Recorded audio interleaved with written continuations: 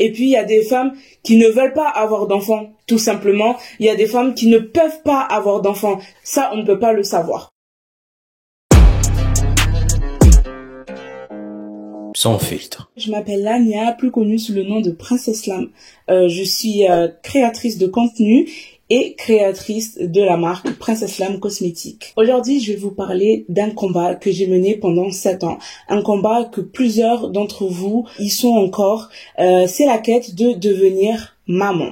Je me suis rendu compte de mon problème lorsque j'étais avec mon ex-mari. C'était la 2e année de mariage et il y avait tout le monde qui me posait la question de quand est-ce que tu vas avoir un enfant? À ce moment-là, j'ai commencé à me poser des questions. Je me demandais, c'est vrai que depuis, on essaye un peu, mais il n'y a rien qui vient. Donc, j'ai commencé à aller consulter un gynécologue, des médecins compétents pour. J'ai fait des radios, on m'a fait un frottis. Le premier diagnostic qu'ils m'ont donné, c'est que j'avais les trompes bouchées.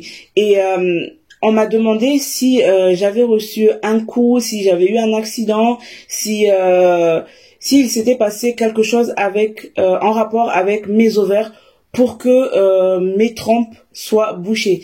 J'ai longtemps réfléchi et je me suis rappelé qu'effectivement j'ai été agressée quand j'étais plus jeune au collège, et je me rappelais plus du tout de ce moment-là. En fait, il y avait tout le sang qui s'était déplacé au niveau de mes trompes et en fait j'avais reçu des coups au niveau de mes ovaires. À partir de là, j'ai eu plusieurs rendez-vous avec des chirurgiens, avec des médecins pour déboucher mes trompes, tout simplement. On m'avait donné plein de traitements qui m'ont fait prendre énormément de poids, mais à ce moment-là, je m'en foutais parce que c'était pour mon bien, c'était pour ma santé. Mon entourage ne comprenait pas pourquoi je prenais énormément de poids d'un coup, sachant que de base, j'étais très fine.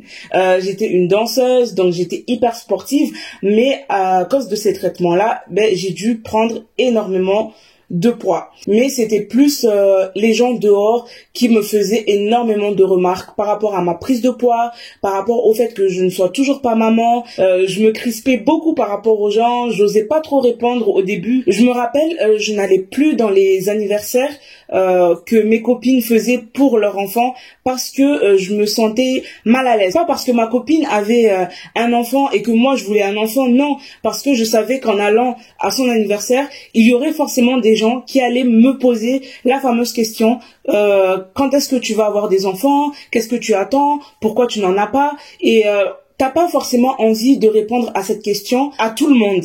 T'as envie de garder aussi ça pour toi, mais les gens, ça peut partir d'un bon sentiment, mais c'est très indiscret comme question. Après qu'on ait débouché mes trompes, il n'y a pas eu forcément de grossesse joyeuse. J'ai eu énormément de fausses couches, je les ai très mal vécues, je me suis renfermée sur moi sans forcément en parler, je ne laissais pas paraître ce mal-être là envers les gens. On m'a donné plein de traitements, que ce soit les traitements locaux, que ce soit les traitements à l'hôpital, il y a rien qui marchait. À un moment donné, j'ai dit stop, je ne veux plus rien prendre, je préfère attendre, Dieu ne m'a pas oublié. J'avais toujours la foi en me disant que un jour ça va m'arriver. Ça a pris 7 ans en tout.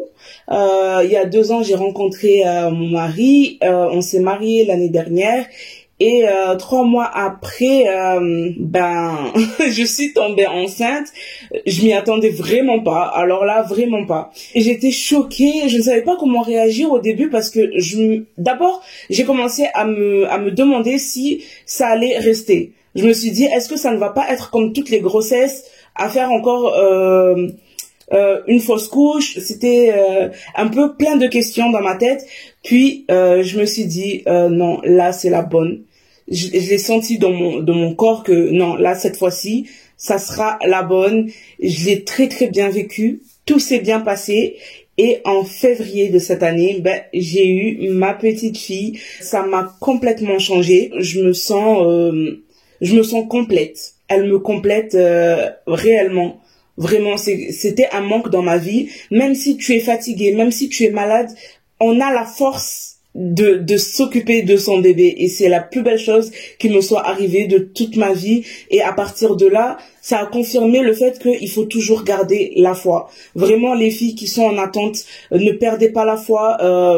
Vous êtes maman. On dit chez nous Afanana mama mama, donc qui ressemble à une mère est une mère. Si toi tu aimes tes neveux, nièces, tes petits cousins, cousines comme tes enfants, sache que tu es une mère et Dieu ne t'oublie pas. Il y a plein de manières de devenir maman aujourd'hui, que ce sujet ne soit pas tabou, essaye d'en parler.